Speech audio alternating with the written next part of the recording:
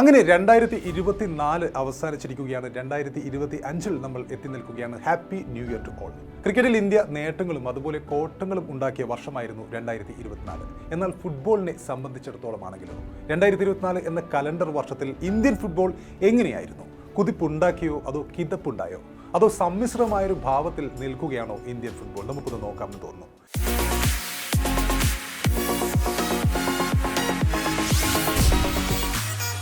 2024 Indian football 2024 ഇന്ത്യയെ സംബന്ധിച്ചിടത്തോളം Indian football ഏറ്റവും വലിയ നിരാശ സമ്മാനിച്ച വർഷമാണ് കടന്നുപോയത്. The shocking downfall of Indian football in past 1 year.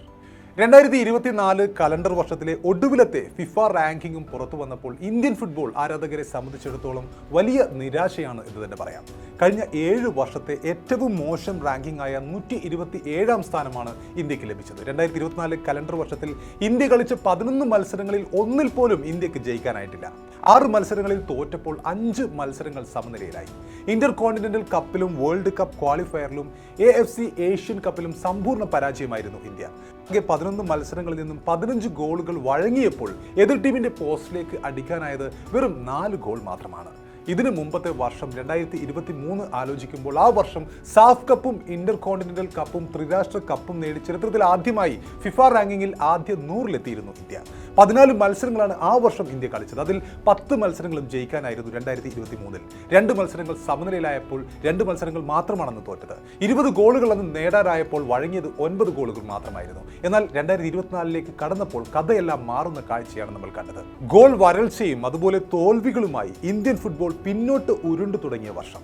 ഒടുവിൽ സ്ഥാനം 127-ലെത്തുന്നു. ഇതിനു മുമ്പ് 10 വർഷങ്ങൾക്ക് മുമ്പ് 2014 ഒരു ജയം പോലും ഇല്ലാതെ ഇന്ത്യൻ ഫുട്ബോൾ ഒരു കലണ്ടർ വർഷം കടക്കുന്നത്. അന്ന് പക്ഷേ 2 മത്സരങ്ങൾ മാത്രമായിരുന്നു ഇന്ത്യ ആ വർഷം കളിച്ചിരുന്നത്.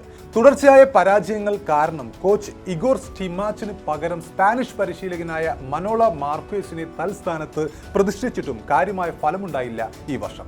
ലോകകപ്പ് യോഗ്യതയുടെ ഫൈനൽ റൗണ്ടിലേക്ക് ടീമിനെ നയിക്കാൻ കഴിയാത്തതായിരുന്നു ക്രൊയേഷ്യക്കാരനായ സ്റ്റിമാച്ച് തെറിക്കാനുണ്ടായ പ്രധാന കാരണം. എന്നാൽ ശരാശരി ടീമുമായി ഇന്ത്യൻ സൂപ്പർ ലീഗിൽ FC ഗോവയെ കിരീടത്തിലേക്ക് എത്തിച്ച മനോളയ്ക്ക് പക്ഷേ ദേശീയ ടീമിൽ കാര്യമായ ഇമ്പാക്റ്റ് ഉണ്ടാക്കാൻ കഴിഞ്ഞില്ല. ഫിഫ റാങ്കിങ്ങിൽ 179ാം സ്ഥാനത്തുള്ള മൗറീഷ്യസിനെതിരായിരുന്നു ഈ വർഷത്തെ ഇന്റർ കോണ്ടിനെന്റൽ ടൂർണമെന്റിലെ ആദ്യ മത്സരം.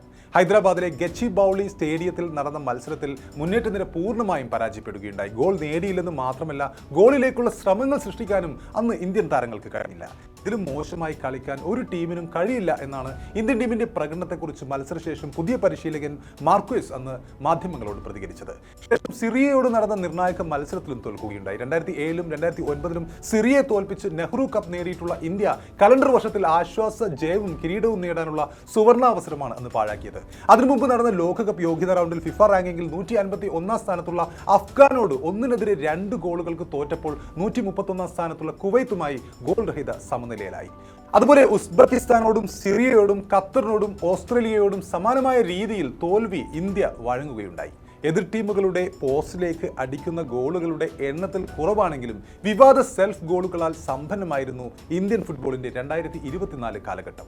ലൈംഗികാതിക്രമവും വനിതാ താരങ്ങൾക്ക് നേരെ കയ്യേറ്റവും അഴിമതിയും ജ്യോതിഷ വിവാദവും അടക്കം പിറകോട്ടാണ് ഇന്ത്യയിൽ ഈ കാലയളവിൽ ഫുട്ബോൾ ഉരുണ്ടു തുടങ്ങിയത്. മാർച്ചിൽ ഗോവയിൽ സമാപിച്ച ഇന്ത്യൻ വിമൻസ് ലീഗിൽ all India federation executive committee അംഗമായ ദീപക് ശർമ്മ ഹോട്ടൽ റൂമിൽ കയറി വനിതാ താരങ്ങളെ ലൈംഗികമായി പീഡിപ്പിച്ച സംഭവം ഏറെ കോളിളക്കമുണ്ടാക്കിയിരുന്നു. ടീം യാത്രകളിൽ പരസ്യമായി മദ്യപിക്കുകയും ലഹരി ഉപയോഗിക്കുകയും ബുദ്ധിമുട്ടുകൾ ഉണ്ടാക്കുകയും ചെയ്തിരുന്നതായി അന്ന് താരങ്ങൾ പരാതി നൽകിയിട്ടും നടപടിയെടുക്കാൻ ആ സമയത്ത് AIFF തുടക്കത്തിൽ തയ്യാറായിരുന്നില്ല. അപ്പോൾ അതിനുശേഷം ഉയർന്ന വ്യാപക പ്രതിഷേധത്തിനൊടുവിൽ അദ്ദേഹത്തെ പിന്നീട് സസ്പെൻഡ് ചെയ്യുകയുണ്ടായി. സമാനമായ സംഭവം 2024 തുടക്കത്തിലും ഉണ്ടായിരുന്നു. ഇത്തവണ താരങ്ങൾക്ക് പകരം ഹെഡ്ക്വാർട്ടേഴ്സിലെ ജീവനക്കാരി തന്നെയാണ് ആ സമയത്ത് അതിക്രമത്തിന് ഇരയായത്. ഇന്റേണൽ കമ്മിറ്റിയുടെ അന്വേഷണ റിപ്പോർട്ടിന്റെ അടിസ്ഥാനത്തിൽ AIFF-ലെ മുതിർന്ന ജീവനക്കാരനെ പിന്നീട് സസ്പെൻഡ് ചെയ്യുകയും ചെയ്തു. അപ്പോൾ ഈ 2 വിവാദങ്ങൾക്ക് പുറമെ all India football federation president Kalyan Chaubey അഴിമതി ആരോപണങ്ങളിൽ പെട്ടതും ഇന്ത്യൻ ഫുട്ബോളിനെ സംബന്ധിച്ചിടത്തോളം കളങ്കമായി. ഫെഡറേഷന്റെ നിയമ ഉപദേഷ്ടാവ് നിലഞ്ജൻ ഭട്ടാചാരി തന്നെയാണ് പ്രസിഡന്റിനെതിരെ ഗുരുതര അഴിമതി ആരോപണവുമായി ആ സമയത്ത് രംഗത്തെത്തിയത്. നൽകുന്നതിലും കരാർ നൽകുന്നതിലും കല്യാൺ ചൗബെ കോടികളുടെ അഴിമതി നടത്തിയതായി നിലഞ്ജൻ ഭട്ടാചാരി മോഡിക്ക് തുറന്ന കത്ത് എഴുതിയിരുന്നെങ്കിലും ചൗബെ ഇപ്പോഴും പ്രസിഡന്റ് സ്ഥാനത്ത് തന്നെ തുടരുകയാണ് എന്നത് മറ്റൊരു വിരോധാഭാസം. ഫെഡറേഷൻ ഔദ്യോഗിക ക്രെഡിറ്റ് കാർഡുകൾ പേഴ്സണൽ ആവശ്യത്തിനായി ചൗബെ ഉപയോഗിക്കുന്നു എന്ന് ആരോപിച്ചുകൊണ്ട് ആന്ധ്ര ഫുട്ബോൾ അസോസിയേഷൻ പ്രസിഡന്റ് രംഗത്തെത്തിയിരുന്നു. 2019 മുതൽ ഈ അടുത്തുവരെ ടീമിന്റെ പരിശീലക സ്ഥാനത്തുണ്ടായിരുന്ന ഇഗോർ സ്റ്റിമാച്ച് പിടിച്ച പുലിവാലാണ് മറ്റൊന്ന്. ടീം 11 തിരഞ്ഞെടുപ്പിന് സ്റ്റിമാച്ച് ഫെഡറേഷനിൽ നിന്നും കോടികൾ ചിലവഴിച്ച് ഒരു ജ്യോതിഷിയെ നിയമിച്ചതാണ് ഏറ്റവും വിവാദമായത്. പെർഫോമൻസിനും ഫിറ്റ്നസിനും അപ്പുറം ജ്യോതിഷി ഭൂപേഷ് ശർമ്മയുടെ നിർദ്ദേശപ്രകാരം താരങ്ങളുടെ നക്ഷത്ര ഫലത്തിന് അനുസരിച്ചായിരുന്നു സ്റ്റിമാച്ച് ടീമിൽ പ്രാധാന്യം കൊടുത്തിരുന്നത്. അറ്റാക്കിംഗ്, ഡിഫൻസിംഗ്, സബ്സ്റ്റിറ്റ്യൂഷൻ പോളിസി വരെ തീരുമാനിച്ചത് ഭൂപേഷിന്റെ കബഡിയിലെ ഗ്രഹനിലക്ക് അനുസരിച്ചായിരുന്നു. ഫുട്ബോൾ ഫെഡറേഷന്റെ അഖിലേന്ത്യാ സെക്രട്ടറി തന്നെയായിരുന്നു ഇതിന് ഒത്താശ നൽകിയത് എന്നതാണ് ഏറ്റവും ദയനീയതയായി മാറിയത്. മുൻനിര രാജ്യങ്ങളും ക്ലബ്ബുകളും ലീഗുകളും ടീമുകളുടെയും താരങ്ങളുടെയും പെർഫോമൻസ് അനാലിസിസിലും അതുപോലെ ഫോർമേഷൻ സ്ട്രാറ്റജിയിലും ഒക്കെ ആർട്ടിഫിഷ്യൽ ഇന്റലിജൻസിന്റെ കൂടി സാധ്യതകൾ ഇപ്പോൾ ഉപയോഗിക്കുമ്പോഴാണ് കബഡി നിരത്തിയുള്ള ഇന്ത്യൻ ഫുട്ബോളിന്റെ പിന്നോട്ടുള്ള ഈ കളിയുണ്ടായത്. ഒടുവിൽ തുടർച്ചയായ തോൽവികളിൽ കായിക പ്രേമികളുടെ വ്യാപക പ്രതിഷേധം ഉയർന്നതോടെ കഴിഞ്ഞ മാസം AIFF സ്റ്റിമാച്ചിനെ പരിശീലക സ്ഥാനത്ത് നിന്നും മാറ്റുകയുണ്ടായി. 2026 വരെയുള്ള കരാർ തനിക്കുണ്ടായിരുന്നെന്നും നഷ്ടപരിഹാരം നൽകണമെന്നും ആവശ്യപ്പെട്ടുകൊണ്ട് ക്രൊയേഷ്യൻ പരിശീലകൻ പിന്നീട് നിയമ നടപടിക്ക് ഒരുങ്ങുകയുണ്ടായി. അവസാനം $40 ലക്ഷം, ഏകദേശം 3.36 കോടി രൂപ നഷ്ടപരിഹാരമായി നൽകാമെന്ന് സമ്മതിച്ചാണ് അന്ന് തടി തപ്പിയത്.